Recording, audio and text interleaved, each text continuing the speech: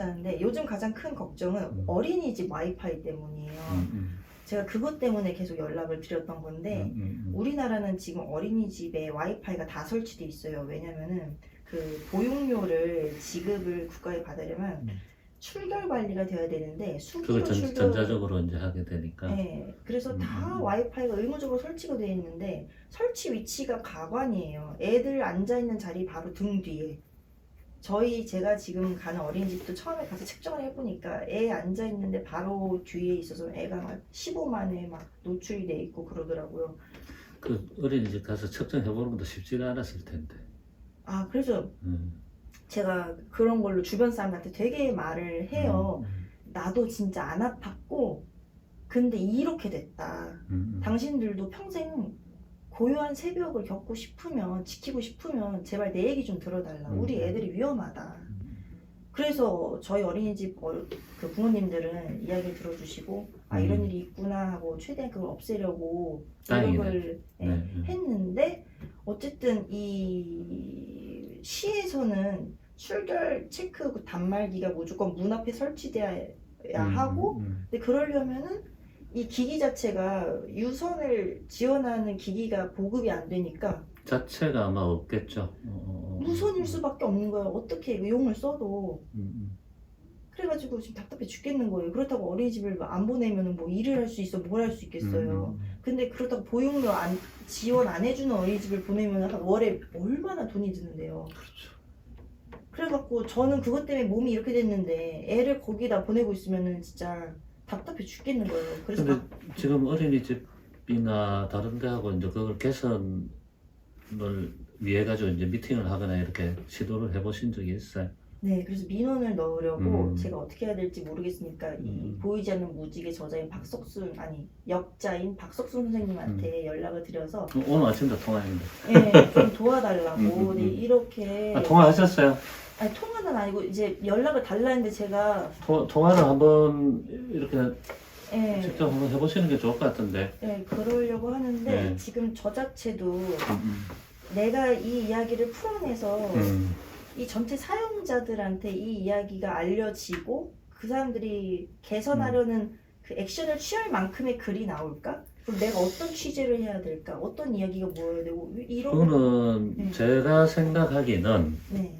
혼자서 뭐 시도를 했을 때는 뭐 몇 발자국도 못 가서 이제 힘이 붙일 것 같고, 교수님께서 지금 지자체하고 이렇게 미팅을 많이 하고 계세요. 네. 교수님께서 이제 얘기를 하시는 게 굉장히 중요해요.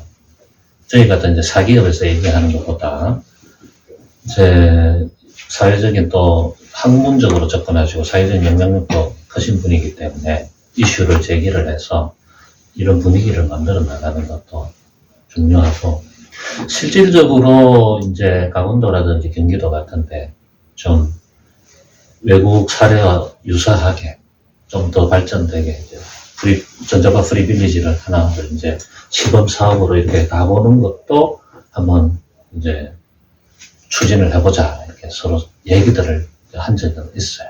그런데 뭐 많이 하죠. 뭐 캐나다, 미국, 호주, 뭐 이태리, 또 프랑스 같은 데는 뭐 지자체에서 나서서 하는 거니까 추진력도 좋고 또 지속적으로 되고, 그러니까 어떤 보도를 보면 프랑스에서 구축한 알프스 산맥 밑에 빌리지 만들어 놓은 데는 이제 그것 때문에 이민을 오죠. 다른 나라에서 아예 이제 국적을 바꿔서 거기 살려고 오는 거니까.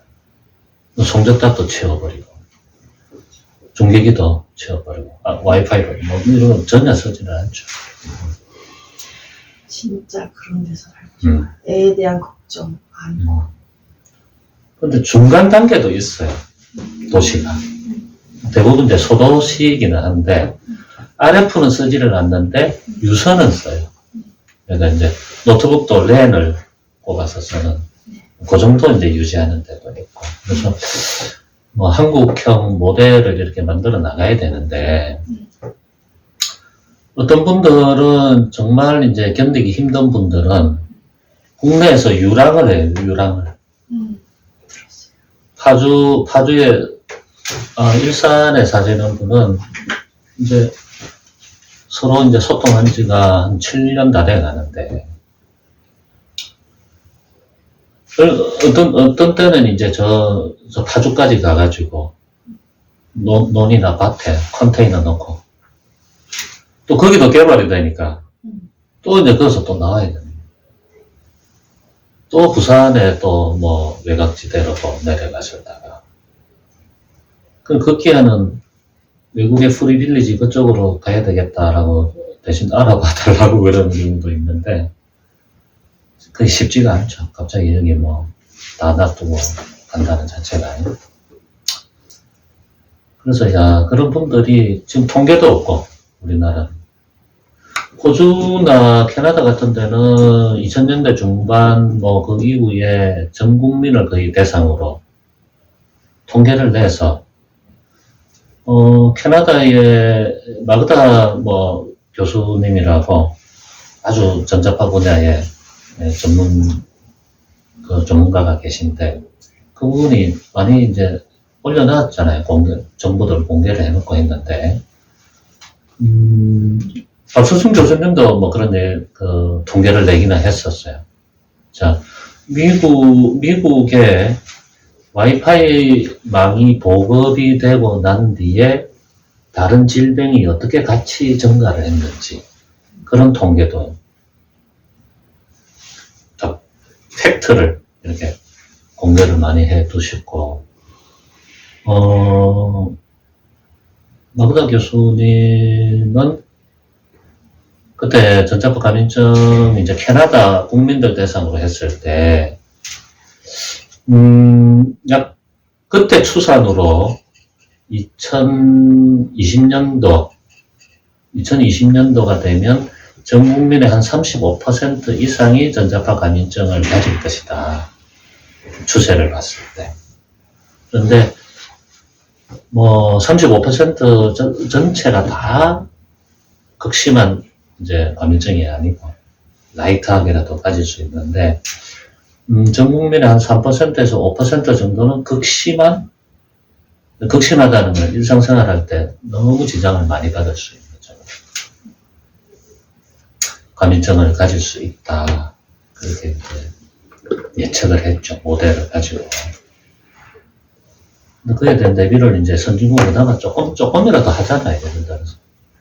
도시별로 국가의 기준은 1000mW RF가 있더라도 지방자치단체의 기준은 100mW로 다운이 되고, 또 교육청은 0.1mW로 또 다운이 되고, 이렇게 각기 나름대로의 기준들을 가져가는데, 우리나라는 그냥 1000mW 딱 기준으로 이렇게 하잖아요. 예를 들어서. 그 61V, 우리 40V 이렇게 기준들이 이제 주파수 대역마다 있는데, 그래서 너무 우리나라는 이 기준이 경직되어 있지 않느냐. 그래서 아까 어린이집 같은 경우도 어린이집에 대해서, 유치원에 대해서 단계별로 이렇게 보호를 위해서 이런 활동을 하려고 해도 기준이 너무 경직되어 있다 보니까 그게 이제 가장 크게 이제 걸리는 문제가 될 수가 있죠. 그런 부분들을 좀 환경 부분에 좀 스탑들이 나서서 좀 이렇게 해주시면 좀 좋은데, 지금은 또 하나의 또 문제는 전자파 부분이 환경 쪽이나 보건 쪽에서 다루는 부분이 아니라는 얘기죠. 지금. 정부조직법상 이거는 과학 분야에서 다루는 거예요. 과학기술 분야에서. 그러니까 보건복지부와 환경부에서 같이 이 안전 부분에 대해서만이라도 전자파의 활용과 발전은 분명히 돼야 되는 거고, 그래서 나라가 발전하고 또 기초생활이 이루어지는 거니까. 전력하고 통신은 우리 기간산업이잖아요. 이거는 분명히 서비스가 잘 돼야 돼요. 그런데 그렇더라도 이런 그 보호를 받아야 될 부분들은 보호를 해주면서 성장을 해 나가야 된다는 게 맞죠. 그냥 무조건 이거 다 똑같이 서비스 해야 돼 이런 게 아니라, 그러니까 스웨덴이나 영국 같은 데는 여러분 지역사회에서 협의체를 이렇게 구성을 하잖아요. 어떤 중계기나 또는 송전탑이나 어떤 특정한 건물이 들어와서 전자파가 우려가 된다 그러면 의학계, 교육계, 또 지방자치단체, 정부 기구 이렇게 모여서 협의체가 구성이 돼가지고 적절한 협의들을 해서 문제를 해소해 나가는 그런 이제 시스템이 돼 있는데, 영국 같은 데는 한시적으로 몇 년간 그걸 또 운영하기도 하고, 독일이나 또 다른 데는 그 상시기구로 하는 경우도 있어요. 지방자치단체마다 좀 달라지는데, 이제 그런 식으로 이걸 해소해 나갈 수 있는 접점이나 또는 어떤 프로그램이 있어야 됩니다. 지금 예를 들어서 어린이집 걱정이 돼가지고, 시에 전화를 했죠. 그러면 뭐, 담당한 과도 없고, 나도 모릅니다. 저쪽으로 해보세요. 이럴 텐데, 당연히. 그러면 이제 공중에 붕 떠 있는 거죠, 이게. 또 뭐, 예전같이, 국민청원 같은 거, 그런 거 하면, 거의 뭐, 거기서도 예를 들어서, 국립전파연구원 갔다가, 또 뭐, 전파진흥원 갔다가, 다시 과학기구로 갔다가 막 돌다가, 아마, 몇 개월 전에 지쳐서 진척이 되는 게 없을 것 같은데. 답변은 굉장히 간단하게 올 것 같은데. 한 발짝 나가기는 굉장히 힘들어요. 그래서 이제 예를 들어서 저희들한테 의뢰하는 이제 유치원도 꽤 많아요. 그래서, 우리 유치원, 어린이집은 없었는데, 어린이집은 한 번도 없었는데, 유치원 같은 경우는 그 원장님이 깨어 있어야 돼요. 그래서 원장님 본인이 걱정이 되면 선생님도 걱정이 되고 아이들도 걱정이 돼서 뭔가 조치를 해요. 그런 사례를 이제 저희들이 가서 측정도 해가면서 여기는 좀 이제 이 기기는 저쪽으로 옮기세요. 선생님들 요거 프린터 기기 요거는 할 때 요 정도는 조심하세요. 이런 걸 다, 그 원장님은 너무 이제 기억이 오래 남죠. 본인이 돈을 100만원씩 들여가지고 전체를 다 이렇게 스캔 해봤으니까. 그런데 정말 도움이 잘해요. 또 측정 비용도 들고. 근데 지자체 이런 데서 이제 조례가 있고 그러면 그 유치원이나 또는 어린이집에서 비용을 이제 예를 들어 10% 20%만 대고 정부에서 좀 지원을 해주면 다 한번 우리 저 어린이집도 위험한 요소는 없나 이렇게 볼 수 있겠죠. 그래서 그 예를 들어서 그런 아까 출결 관리하는 것들도 사실 요 앞에 케이스만 조금 이렇게 달아가지고 저감은 시킬 수는 있거든요. 이게 작동하는 데는 아무 문제 없더라고요. 조그만하게 복도에 오면은 조그마한 이렇게 저들이 이제 차폐 시트를 천장에다 붙여놨는데 그런 것 같이 예쁘장하게 만들어서 앞에 이렇게 다 붙여놨다. 그럼 여기 이제 출결기다 그러면 차폐를 이렇게 해가지고 그 찍을 때는 이렇게 올려놓고 출결하고 다시 닫아 놓으면 되니까 이런 걸 좀 만들어서 해놓으면 평소에 안 쓸 때 100으로 서비스를 안 하고 10으로 서비스를 해도 이게 아무런 문제가 없다는 얘기예요. 그래서 전자파를 저감해서 사용하자는 거지 전자파를 사용하지 말자가 아니니까 사용을 안 할 수는 없잖아요. 우리 현대사회에서. 가능하면 사용 안 하면 좋은데 꼭 해야 되면 저감해서 사용하자. 그래서 아마 출결 이것도 어떤 법적인 요건이나 뭐 그런 것들을 개선해 나가려면은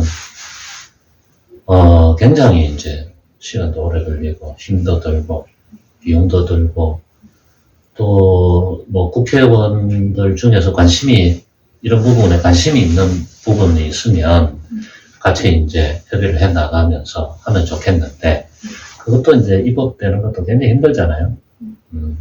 우선순위가 또 밀리고 하면 어떻게 될지 모르는데, 당장에 할 수 있는 것들은 사태 시설을 좀 감아놨다가, 이제 좀 저감해서 아무런 문제가 없어요. 지금 실내 와이파이도 그렇고, 사용하는데 지금 서비스 하는 거에 90% 이상을 줄여도 서비스를 이용하는데 아무런 문제가 없어요. 그 트리필더 갖고 계신 거죠? 네. 트리필더로 저희들이 측정을 나가잖아요. 네. 그러면 최근에 이제 강원도 신평창 그 송전설로 거기 3년 동안 하나, 2년 동안 하나. 거기를 측정하러 이제 가면 해발 고도가 몇백 메터 있는 쪽으로 올라가야 돼요. 가면 송전탑, RF 중계기하고 너무 멀어가지고 트리필드로는 0이 나와요, 0. 아예 전파가 없는 거로. 그런데 휴대폰 통화하면 정말 잘 됩니다. 이제 트리필드로 0 정도, 0mW 정도 나오면 통화하는 데는 문제는 없는데, 이제 사진을 보내는 거는, 카톡으로 사진 보내는 거는 아주 느리게 가든지, 그 정도예요. 근데 트리필더로 0.06, 이 정도 나오고 하면 아무 문제가 없어요. 그런데 우리 지금 일상생활에서 나타나는, 노출되는 RF는 0.9, 0.6, 1, 12, 20 막 노출되죠. 그러니까 거기서 0.1만 빼더라도 나머지는 다 없어도 되는 전파인 거예요. 근데 전파 서비스가 문제가, 여기가 중계기 안테나면 갈수록 약해지죠, 이렇게. 갈수록 약해지는데, 예를 들어서 좀 약하게 서비스를 하고, 여기 하나를 더 달아서 또 약하게 서비스, 전체적으로 약하게, 지금보다 약하게 서비스를 해도 문제가 없는데, 한 곳에 달아가지고 멀리 넓게 서비스를 다 해야 되니까 엄청 강하게 쏘는 거예요. 강하게 운용을 하니까 여기 근처에, 중계기 근처에 있는 분들은 굉장히 높은 수준에 노출이 됩니다. 그게 또 문제구나. 와이파이. 요즘 미국 같으면은 그 스마트 미터가 요즘은 문제가 되고 와이파이가 똑같아요. 그러니까 우리 계량기, 전기 쓰는 계량기가 통신 기능을 탑재해 가지고 이제 우리도 지금 시범 사업을 하고 했을 거거든요. 새로 신도시 쪽은 아마 그런 이제 신기술이 들어가는 변압기 또 그런 것들이 들어가면 그게 이제 또 하나의 또 노출되는, RF가 노출되는 또 하나의 또 문제가 되죠. 하나의 기기가 하나 또 하나 생기는 거죠. 앞으로는 계속 그래 되겠죠. 어떻게 보면은 저는 어린이집들이 전부 다 1층이고 자기장이 가장 큰 문제라고 생각을 해요. 자, 와이파이는 돈을 몇만 원 들여서, 몇천 원 들여서 막으면 돼요. 저감하면 됩니다. 네. RF, 외부에서 들어오는 RF도 좀 이제 돈이 들겠지만 몇십만 원 단위 들여서 차단 커튼 하면 돼요. 일반적으로 이제 우리 아파트 같으면 1층에 그 어린이집이 있고 지하에 주차장이잖아요. 지하 주차장에 올라가서 다음에 한번 보세요. 지하 주차장에서 고개를 올리면 수많은 배관 파이프들이 지나가는데, 배관 파이프는 문제가 되는 게 아니라 전선 트레이가 시커먼 고압선이 들어가죠. 그 고압선로 위쪽에 어린이집이 있다든지 또는 지하에 있는 전기실 위나 위쪽에서 옆쪽에 어린이집이 있다 그러면 좀 심각하죠. 어린이집이 없더라도 1층이 그 고압선로 위에 있을 때는 좀 비추천이죠. 왜냐하면 어떤 집에 저희들이 측정을 해보면 어떤 집은 1밀리가우스, 1.8밀리가우스, 3.5밀리가우스 이렇게 아주 높지 않지만 그래도 높은 일반 자연적으로는 0.2 이하니까 밀리가우스. 저희 집 같은 경우는 거실에서 0.02예요. 6층인데 우리 사무실도 0.1 밀리가우스 정도 나오는데 1층은 원래 약간 높아요. 1층은 원래 약간 높은데 층수 올라갈수록 좀 낮아지는데 어떤 집은 서울에 국가에서 건축하는 데죠. 국가기관에서 이제 LH, SH 이런 데서 건축한 데인데 어디라고 딱 말씀을 못 드리겠는데 그건 임대죠. 장기 임대인데 그런 데는 어떤 경우에 거의 38밀리가우스, 45밀리가우스 나온 집도 있어요. 그 정도는 10층짜리, 예를 들어 10층짜리 빌딩이나 중소기업의 변전실, 전기실에서 그 변압기 앞에서 측정을 하면 그 정도 나와요. 이제 와이파이는 우리가 쓰는 거니까, 사용하는 거니까 조절을 한다든지 와이파이 안테나에 차폐를 한다든지 아니면 와이파이를 꺼버린다든지 하면 우리가 조절이 되는데 옆집이나 아랫집, 윗집에서 넘어오는 와이파이는 우리가 조절을 못하니까 이제 그게 가장 큰 문제.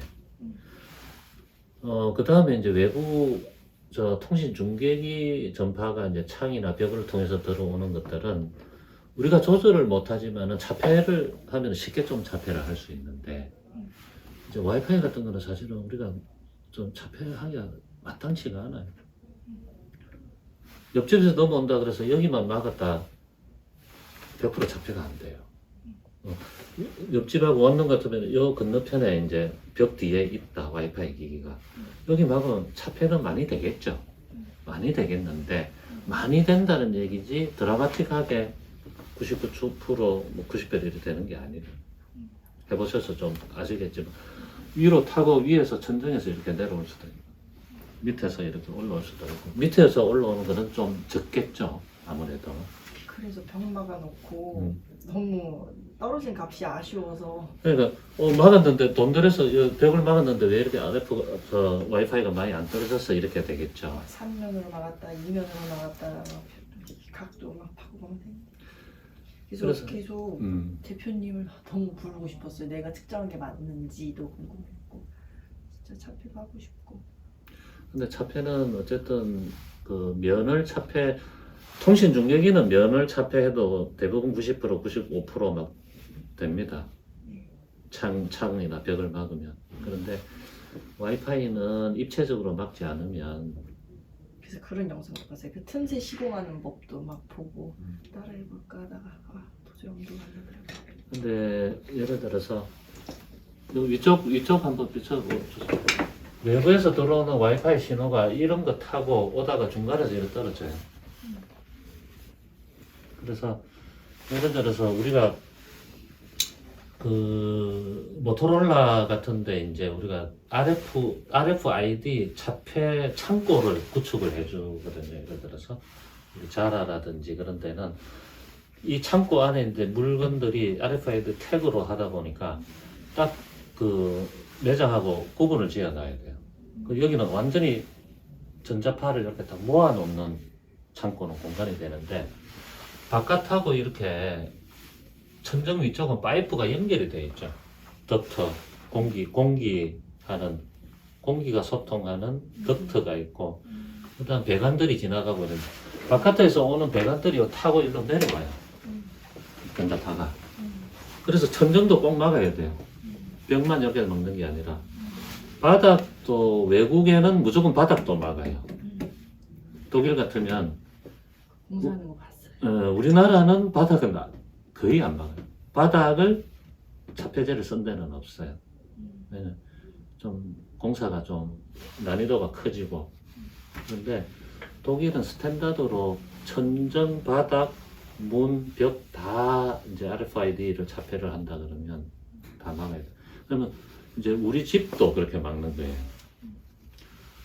최근에도 이제 모 대기업의 보안실, 그러니까 구글이나 애플 이런 데는 이제 그 임원들 회의실이라든지 또는 뭐 CEO 방, 또 주요한 뭐 CTO 방, 사무실 이런 데는 다 자폐해요. 보안을 하는 거죠. 전파 보안을.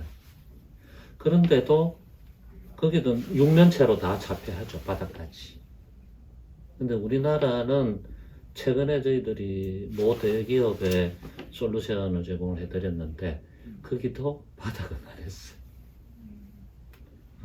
그 정도까지는 필요 없어도 될 것 같습니다. 이게 이제 완벽하게 자폐하는 게 아니라 약간 전파가 세더라도 데이터가 훅훅훅 빠져나가지 않도록, 전파가 약하면 데이터를 보내다가 끊어지고 보내다가 끊어지고 이렇게 하니까 그 정도 수준까지 하겠습니다. 그래서 이제 바닥은 다 뺐고 했는데 우리 집도 그렇게 하지 않는 한은 자유로울 수가 없어요. 아무런 어떤 자폐제를 사용하더라도. 그래서 틈이 너무 많아. 벽에도 콘센트, 또 콘센트에 연결되어 있는 안에 그 전선유들, 그런 데들도 타고 이렇게 들어오거든요. 또 천정은 너무 구멍이 많잖아요. 공기구멍부터 환기구멍, 또 소방 점검구들, 소방 또 알람 디텍터들도 있고 그런 데도 너무 많기 때문에 일반인들 집에서 뭐 이게 휴대폰이 연결이 안 될 정도로 완벽하게 자폐하자, 그건 좀 불가능해요. 그래서 예를 들어서 자폐가 되는 캐노피나 텐트 이런 거 사용을 좀 하셔야 되는데 가격이 또 고가고 100만 원, 200만 원 하고, 일단은 저 어린이집 관련해서는 박수순 교수님하고 한번 얘기를 좀 나눠서 교수님의 의견이나 또 풀어나갈 수 있는 또 어떤 방법들, 방향들이 아마 제시가 또 될 수 있을 거예요. 뭐 워낙 그런 쪽으로 관심이 많으시고 하시니까 이제 그쪽 뭐 저희들은 이제 그런 쪽에 도움을 좀 드리는 수밖에 없을 것 같고, 아까 이제 어린이집에 사용하는 출결기 그런 것들 이제 사진 찍어서 사양을 좀 보내주시면 이게 RF 저 안테나가 어디쯤에 있겠다 그 구조도를 알면 이게 사용에 문제 없는 디자인을 서로 같이 해볼 수 있겠죠. 자폐제를 가지고. 그거는 뭐 어렵지는 않을 것 같고. 그래서 얼마나 이제 어린이들이 있는 공간이니까 예쁘장하게 하느냐가 문제지, 그거를 저감시키는 것은 큰 문제는 아닐 것 같다.